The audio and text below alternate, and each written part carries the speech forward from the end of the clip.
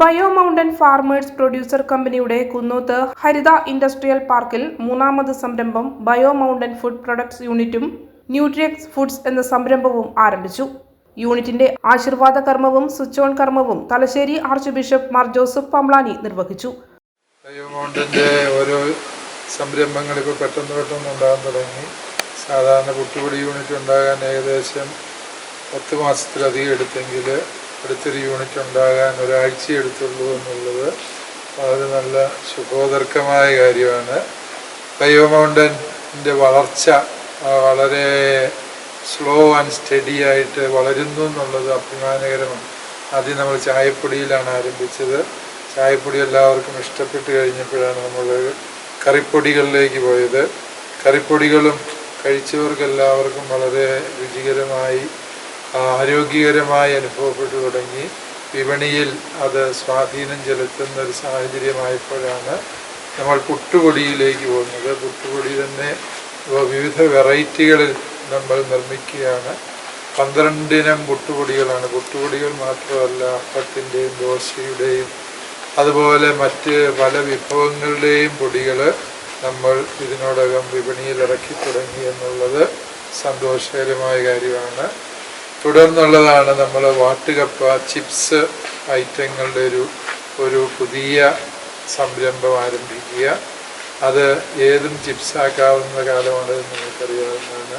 അപ്പം ആരോഗ്യകരമായ ചിപ്സ്, അധികം എണ്ണയൊന്നും ഇല്ലാത്ത ആരോഗ്യകരമായ ചിപ്സ്, അത് കപ്പയുടെയും അതുപോലെ തന്നെ വാഴയ്ക്കായുടെയും ഉരുളക്കിഴങ്ങിൻ്റെയും മറ്റ് വിവിധ ഭക്ഷ്യവസ്തുക്കളുടെ ചിപ്സുകൾ ഇവിടെ നിർമ്മിക്കാനുള്ള സാഹചര്യം രൂപപ്പെട്ടു വരികയാണ്. ബയോ മൗണ്ടന്റെയും ബംഗളൂരുവിലെ സംരംഭകൻ ചിറ്റാരിക്കൽ നെടുന്തുരുത്തിയിൽ ഷിജോ ജോർജിന്റെയും സംയുക്ത പദ്ധതിയായാണ് ഫുഡ് പ്രൊഡക്റ്റ് യൂണിറ്റ് പ്രവർത്തനം തുടങ്ങിയത്.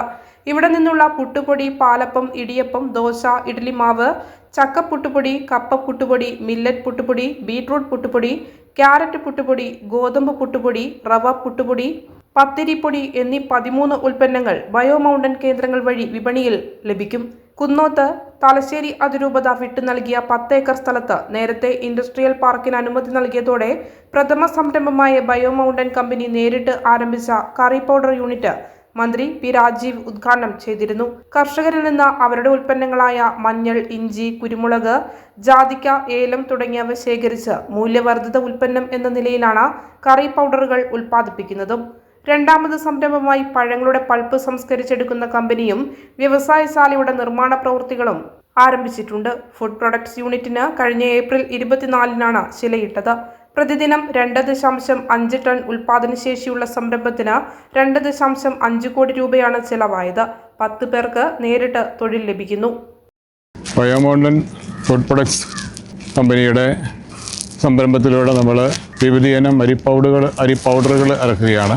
നമുക്കറിയാം, bio mountain pharma produce company തന്നെ തലശ്ശേരി അതിരൂപത സ്ഥാപിതമാക്കിയത് മലയോര മേഖലയിലെ കൃഷിക്കാരുടെ ഉന്നമനത്തിൽ ലക്ഷ്യമാക്കിയിട്ടുള്ളതാണ്. കൃഷിക്കാരെ സാമ്പത്തികമായി സഹായിക്കുന്നതോടൊപ്പം കർഷകൻ്റെ ഉൽപ്പന്നങ്ങളെ മൂല്യവർദ്ധിത ഉൽപ്പന്നങ്ങളാക്കി മാറ്റിക്കൊണ്ട് ഈ കാലഘട്ടത്തിൽ കേന്ദ്ര സംസ്ഥാന സർക്കാരുകൾ നൽകുന്ന പ്രോത്സാഹനങ്ങളോട് ചേർന്നുകൊണ്ട് വളരുവാനും അത് ഉപകാരപ്പെടുത്തുകയും ചെയ്യുന്ന എൻ്റെ പ്രധാനപ്പെട്ട ലക്ഷ്യം. കർഷകൻ്റെ കുടുംബങ്ങളെയും മലയോര മേഖലയും ആരോഗ്യമുള്ള കുടുംബങ്ങളാക്കി കഴിക്കുന്ന ഭക്ഷണങ്ങൾ ഏറ്റവും മായമില്ലാത്താക്കി മാറ്റുക ലക്ഷ്യത്തോടു കൂടിയാണ് മാറ്റുക എന്നുള്ളതാണ് തലശ്ശേരി അതിരൂപത ലക്ഷ്യം വെക്കുന്ന പ്രധാനപ്പെട്ട കാര്യം. ഇന്ന് രണ്ടാമത്തെ എൻ്റെ പുതിയ സംരംഭമായിട്ട് നമ്മൾ ഉദ്ഘാടനം ആസ്വദിച്ചത് നമ്മുടെ കപ്പയുടെ യൂണിറ്റാണ്. കപ്പയുടെ വാട്ടുകപ്പ മുതൽ അതിൻ്റെ കപ്പയുടെ ചിപ്സ്, കപ്പയുടെ ലേസ്, കപ്പ ഉണ്ടാക്കുന്ന ഉപ്പേരികൾ, അങ്ങനെ 8ഓളം ഉൽപ്പന്നങ്ങൾ കപ്പയിൽ നിന്ന് നമുക്ക് ഉണ്ടാക്കിയെടുക്കാൻ വേണ്ടി സാധിക്കും. അപ്പോൾ ഈ മലയോര മേഖലയിലെ കൃഷിക്കാർ ഉൽപ്പാദിപ്പിക്കുന്ന കപ്പയെ കൂടുതൽ ഭക്ഷ്യയോഗ്യമാക്കുവാനും അവനെ ആദായകരമായി കൃഷി ചെയ്യാൻ കർഷകനെ സഹായിക്കുക എന്നുള്ള ലക്ഷ്യം വെക്കുക. ന്യൂട്രിയക്സ് ഫുഡ്സ് എന്ന സംരംഭത്തിൽ ചക്കപ്പൾപ്പ്, മാമ്പഴപ്പൾപ്പ്, മറ്റ് വിവിധ ഫലങ്ങളുടെ പൾപ്പുകൾ, ചക്കപ്പൊടി, ചക്ക ഉണക്കിയത്, ഇടിഞ്ചക്ക ഉണക്കിയത്, കുമ്പിളപ്പം, ചക്ക വരട്ടിയത്, മറ്റ് നിരവധി ഉൽപ്പന്നങ്ങളും ഉൽപ്പാദിപ്പിക്കുന്നു.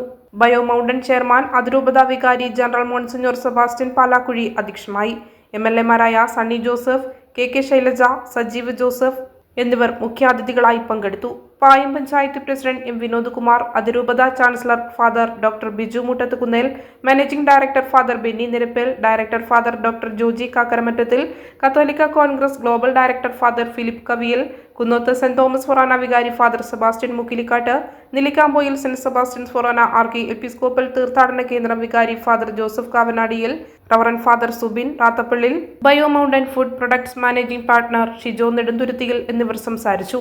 നമുക്ക് ഈ കപ്പയുടെ യൂണിറ്റ് ചെയ്യാൻ വേണ്ടി കേരള ഗവൺമെൻറ്റിൻ്റെ കൃഷി വകുപ്പ് ഡിപ്പാർട്ട്മെൻറ്റ് ആത്മയുടെ സഹായം നമുക്ക് ലഭിച്ചിട്ടുണ്ട്. അപ്പോൾ ഇങ്ങനെ കേന്ദ്ര ഗവൺമെൻറ് സംസ്ഥാന ഗവൺമെൻറ് നൽകുന്ന സാമ്പത്തിക പ്രോത്സാഹനങ്ങളുണ്ട്. അതുകൾ വാങ്ങി നമുക്ക് ഉപകാരപ്പെടുത്താൻ വേണ്ടി സാധിക്കും. അതിനുവേണ്ടി സഹായിച്ച കേന്ദ്ര സംസ്ഥാന ഗവൺമെൻറ്റുകളെയും അതിൻ്റെ കൃഷി വകുപ്പ് ഉദ്യോഗസ്ഥന്മാരെയും നന്ദിയോടുകൂടിയും അഭിമാനത്തോടും ഞങ്ങൾ ഈ സമയം അനുസ്മരിക്കാൻ ആഗ്രഹിക്കുകയാണ്.